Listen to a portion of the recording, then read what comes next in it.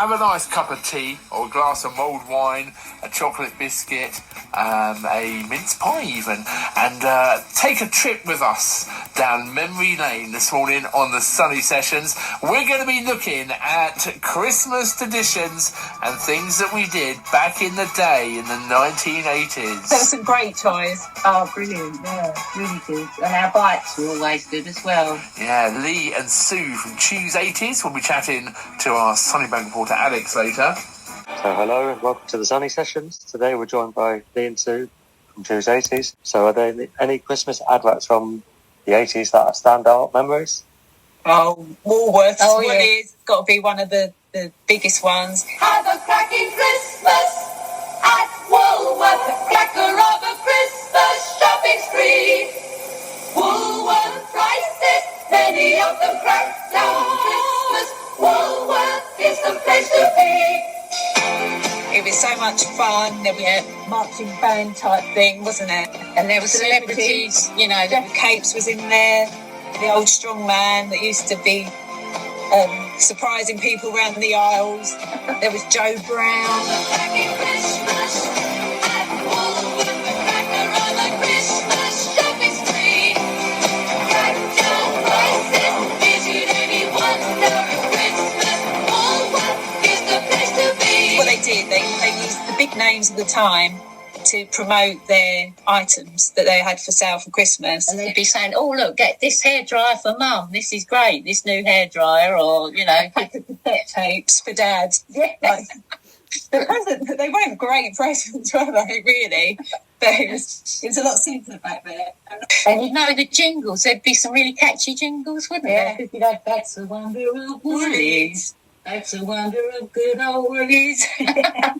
So you'd have jingles, you know, for different adverts that you still remember now. Roses was another one, wasn't it? The chocolate one. Thank you very much. Thank you very much. Thank you very much. Thank you very, very, very much. Isn't it amazing? I mean, we still remember all the words now. But I had some big, towards the end of the 80s, there was the OXO advert, wasn't there? Which was one of the first adverts that had a storyline to it. And Jason got a smashing present that made everybody laugh. What's this? And Daddy did a terrific magic show. And everybody had the most wonderful Christmas ever. And Mummy made the gravy.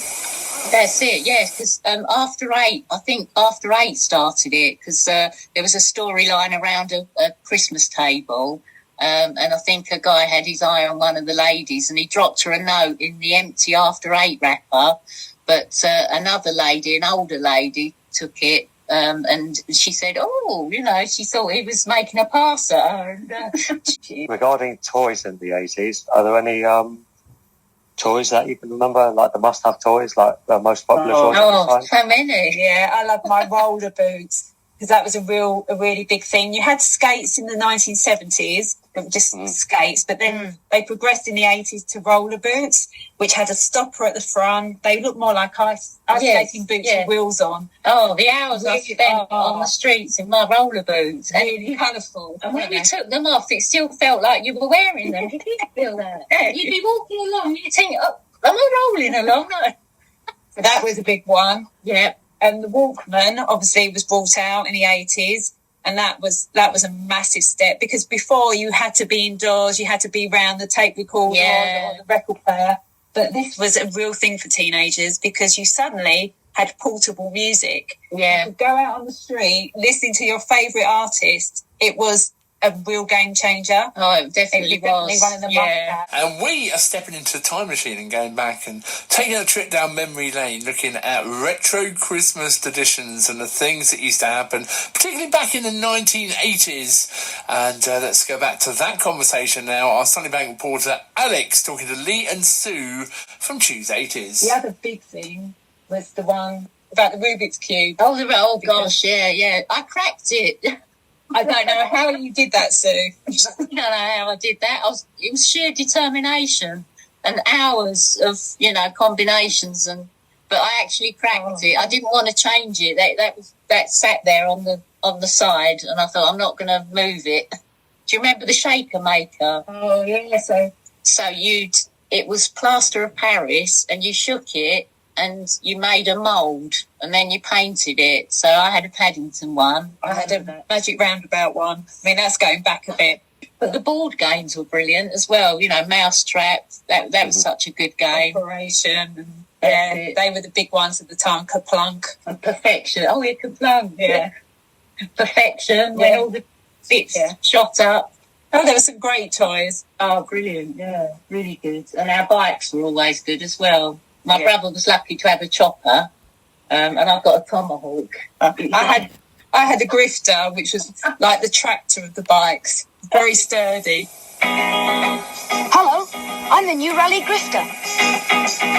I've got a new twist grip for my 3-speed gear, brand new saddle design, and look at those chunky tyres. We all know the 80s music was some of the best music ever created, so a lot of the Christmas songs, a lot of the classic Christmas songs are from that period. What do you think makes them so popular all these decades later? It's actually really difficult to say exactly why. I mean, they've got such good melodies. Yeah. You know, and the lyrics were so good. And there was different genres. You might get a sad one. David Essex's one was quite Winter's Tale, quite sort of thoughtful and sad. And then you get upbeat ones, Wizard and Slade. So there was a real, mix of different songs. You obviously had all the jingle bells in there that made it sound Christmassy. But I don't know, some of them had a sort of sense of nostalgia, even when they first came out. I don't know, there was something about them at the time. There was a real sort of family feel to them. I think that's been carried on through the generations.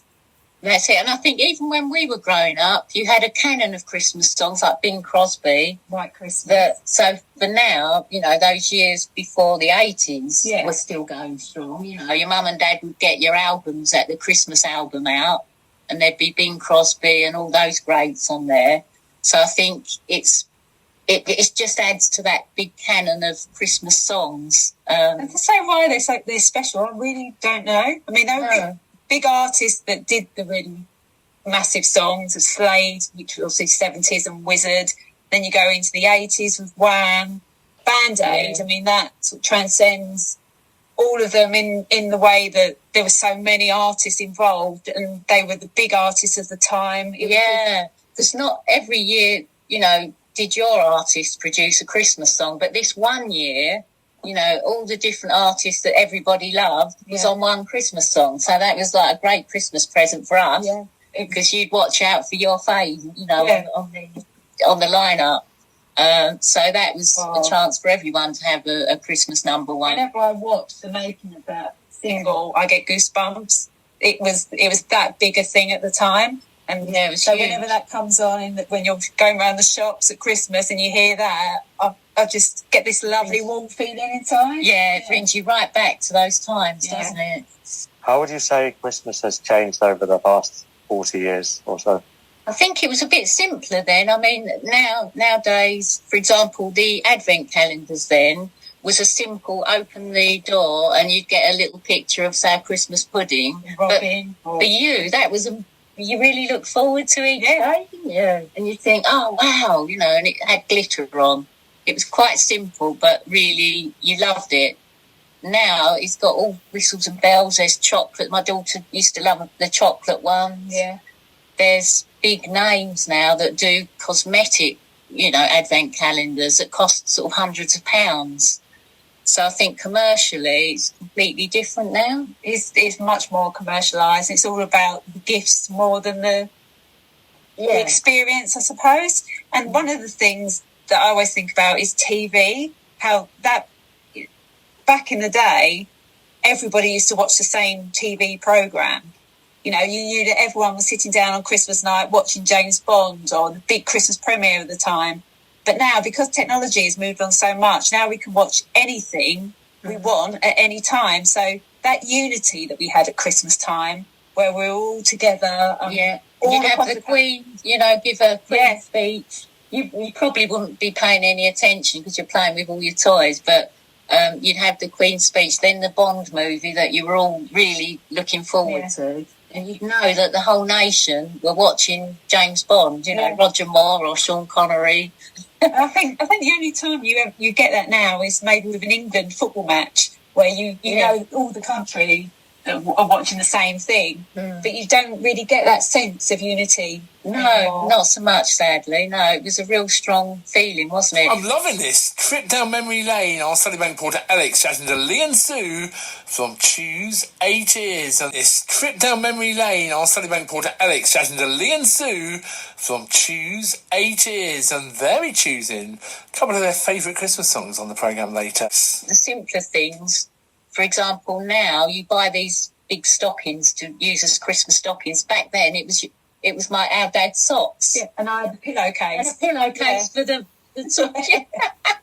So you'd have a lot slicker now. It's a lot slicker, yeah. So, but it's amazing what you could fit in some socks, isn't it? You'd have an orange, satsumas, nuts, coins.